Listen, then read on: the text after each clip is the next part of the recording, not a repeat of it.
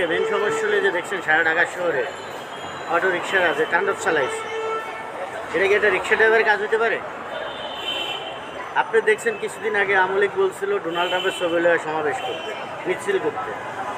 আবার ওরা বলতে যে ফুট করে শেখ হাসিনা চলে আসবো, বুড়োর বেড়াটা এসে ঢুকে যাবে। আজকে দেখলাম কি, আজকে যে হাইকোর্টে যে রায় দিচ্ছে, ওরা যে ঢাকার শহরে যে ধরনের সেনাবাহিনীর হাত দিচ্ছে, পুলিশের হাত দিচ্ছে, সাধারণ মানুষের গাড়ি চলাচল বন্ধ করে দিচ্ছে, অনেক জায়গায় গাড়ি ভাঙচুর করছে। এটা কি সামান্য একটা রিক্সা ড্রাইভারের কাজ আপনার কাছে মনে হয়? এটা জীবনে একটা রিক্সা ড্রাইভারের কাজ না। এখানে আপনি সবচেয়ে তো আওয়ামী লীগের যে কটা নেতা আছে, বাইরে যা আছে, শ্রেণী অভিযান চালাইয়া যারা আজকে ভাঙচুর করছে, ওদেরকে রিমান্ডে নিয়ে জিজ্ঞাসা করলে বাইরে আসবে তো এটার সাথে কাদের হাত আছে। এ পর্যন্ত কিন্তু দেখছেন একটা ঘটনা করে আরেকটা ঘটনা ধামাচাপা দিচ্ছে, একটা ঘটনা করে আরেকটা ঘটনা ধামাচাপা দিচ্ছে। আজকে ওদের বিরুদ্ধে যে কেস মামলা হইতে এসছে, যেসব ধরনের বর্তমানে অন্যায় অত্যাচারে বিচার হইতে এসছে, মানে আন্তর্জাতিক আদালত টার্মিনালে বিচার হইতে এসছে, ওরা যে মিথ্যা মামলা যারা মানুষের পাশে দিচ্ছে, এসবগুলোর ভয়তে আজকে কোন জায়গায় কী করবে কিন্তু ওরা দিশাহারা হয়ে গেছে। দিশাহারা হয়ে আজকে কিন্তু এই অটো রিক্সা ড্রাইভারদেরকে আবার ব্যবহার করা শুরু করে দিচ্ছে। আমি বর্তমানে ডাক্তার ইউনূস সাহেবের কাছে একটা জিনিসের দাবি জানাই, আজকে যারা তাণ্ডব চালাইছে প্রত্যেকের ফুটিশ আছে, প্রত্যেকের সব জায়গায় ফুটিশ আছে, প্রত্যেকের গ্রেপ্তার করে নিয়ে আসো, আইনা প্রত্যেকের রিমান্ডে নেন, রিমান্ডে নিয়ে জিজ্ঞাসাবাদ করুন, সব কথা বাইরে আসবে। আপনি বলুন তো, একটা অটো রিক্সার লাইসেন্স আছে? একটা অটো রিক্সার কোনো রিক্সার লাইসেন্স আছে না? ড্রাইভারের লাইসেন্স আছে? অটো রিক্সার সাথে তো হাজার হাজার মানুষ পঙ্গু হইতেছে। কয়টা লোক ঢাকা শহরে অটো রিক্সা চাই?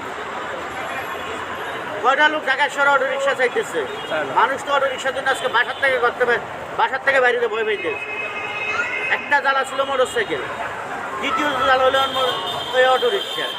একটা সিঙ্গেল বসছে, ওদের সাইড নাই, ওরা ডাইন বুঝে না বাম বুঝে না, যে দিক দিয়ে জায়গা পায় দিক দিয়ে ঢুকে দেয়। কারণ সামনে চিপা একটু জায়গা পাইলে বুড়ুর করে ঢুকাই দেয়। কিছুদিন আগে জাহাঙ্গীরনগর বিশ্ববিদ্যালয়ে একটা ছাত্র বাইরে আলাইছে। কী অপরাধ করছে আমরা বাংলাদেশে? আমরা কি বাংলাদেশে বাঁচার অধিকার নাই? অবশ্যই আছে। তাহলে আজকে এই যে শেখ হাসিনা এই ধরনের তাণ্ডব চালাইতেছে, এই ধরনের উস্কানিমূলক কর্মকাণ্ড ঘটাইয়া এই যে এই ধরনের কাজ করতেছে, ওদেরকে আমি মনে করি 24 ঘন্টার ভিতর প্রত্যেকটা আইনের আওতায় আনা দরকার। ওরা সেনাবাহিনীকে হাত দেওয়ার সাবাস পেলে কোথায়? মহাখালী দেখছি যে মহাখালী রেললাইনের লগে দুইটা একটা কি ভবন জানি, আমি দেখলাম খবরে এই ভবনটা পুরা ঝাঁঝা করে লাগছে, গ্লাস ভাঙিয়া। এগুলো তো জীবনে মানুষের দিকে তাকানোর সাবাস পায়নি। এগুলো সেনাবাহিনীর, এগুলো ওরা ভাঙার সাবাস করে কোথাও ওরা।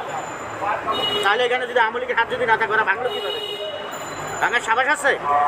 আমি এখানে আইডিয়া আইসি, কিন্তু আমার নিজের সাবাস চুরি করে ডাকাতি করি, আমি সাধারণ ভাব। আমার যদি একজন যদি একটা বল দেয়, আমি যা মন সেটা করতে পারি। আর ওরা কার বলে এগুলো করছে? এগুলো বাইক করারও দরকার আছে। আর অটো রিক্সাতে করলে তো চালাইতে করছে, এগুলো একটা রিক্সা ঢাকা শহরে চলার কোনো অধিকার নেই বর্তমানে। এগুলো হলো সন্ত্রাস, বাংলাদেশের শীর্ষ সন্ত্রাস, গঠবাজার।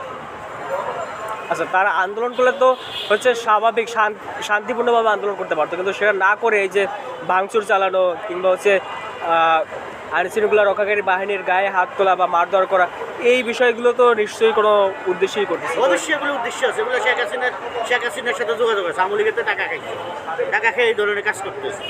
ওরা খেয়াল আসছে এই ছাত্র আন্দোলনের সময় মহল্লা মিছিল করছে, হাতে লাঠি ছোটা নিয়ে প্রত্যেকটা অটো রিক্সা ড্রাইভার। আপনি দেখছেন এর আন্দোলনে একটা নাটকীয় ঘটনা ঘটাইয়া শেখ হাসিনা তার মধ্যে কী বলছে, অটো চলবে। কারণ উনি জানে উনি ক্ষমতা না থাকলে কিন্তু ওনার এগুলো দরকার আছে। আমরা এগুলো শিকড় সহকারে টাইনা তুলে বেলাইতেছি বাংলাদেশের সাধারণ জন্য।